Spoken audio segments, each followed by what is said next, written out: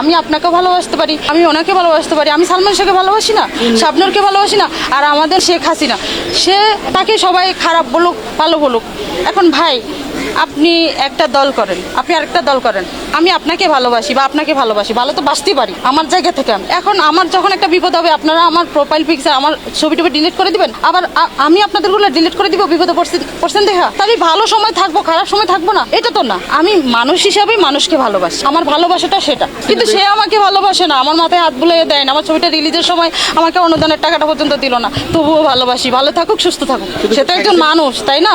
শেখ হাসিনা ওনাকে দেখে দেখে আমি সাহস যোগাই আর কি, গোসাই বলতে পারি না কিন্তু আমার ভালো লাগে ওনাকে। শেখ হাসিনা ওনাকে দেখে দেখে আমি সাহস যোগাই আর কি। আর ওবায়দুল কাদের হচ্ছে আঙ্কেল, তিনি আমার নানিকে বাড়ির লোক, আমার আন্টিরা হচ্ছে ওনাদের সাথে ভালো সম্পর্ক ছিল। তা আমাকে বলছে বাবু মামুনি তোমার কি চাই, আমি বলছি আপনার সে বড় চেয়ারে বসতে চাই। বললো কি তোমার মাথায় কি সমস্যা আছে, আমি বললাম আপনারা তো সবই কিছু দেখেন না, দেশে কোথায় কি হচ্ছে ওগুলো তো প্রধানমন্ত্রী পর্যন্ত পৌঁছায় না কথা।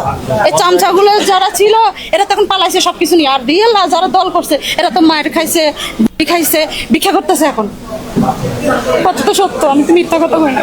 তো আমার দুঃখ নেই, কারণ আমার কিছু সত্য কথার জন্য অনেক মায়ের সন্তানরা সাবধান হইতে পারছে, অনেক মানুষের এতটুকু উপকার হইলে হয়েছে আমার কথাতে। তো আমি ওই দিন কান্না করছি, কারণ আমি প্রতিদিনই কান্না করি, কেউ তো দেখে না, আমরা মানুষকে বোঝাইতে পারি অনেক কথা।